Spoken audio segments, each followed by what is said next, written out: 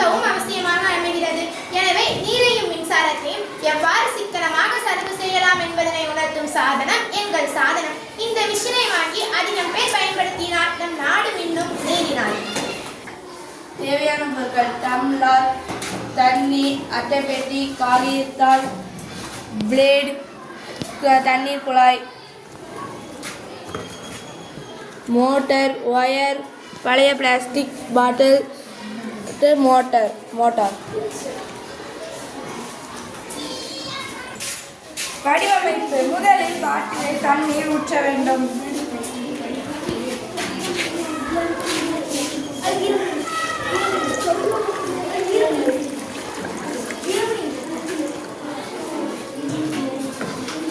அதில் தண்ணீர் வெளியேறும் குழாய் ஒன்றை சொருக வேண்டும்.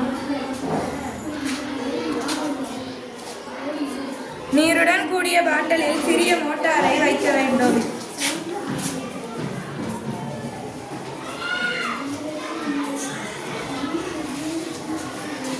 ஒரு பிளேடை இரு பாதியாக பிரித்து சுவிட்சாக பயன்படுத்த வேண்டும். பிளேடையும் மோட்டாரையும் பேட்டரியுடன் ஒயர் சேர்த்து இணைக்க வேண்டும்.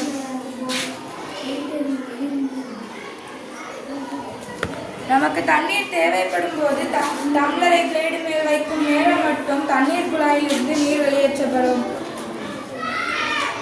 தேவையான நீர் கிடைத்ததும் தண்ணீர் நின்றுவிடும். எங்கள் சாதனத்தின் பயன்கள்: மின்சாரம் இல்லாமல் தண்ணீர் விநியோகம், மின்சாரமும் தண்ணீரும் சேமிக்கப்படுகிறது. அனைத்து மாணவர்கள் கூட எளிய முறையில் செய்து விடலாம்.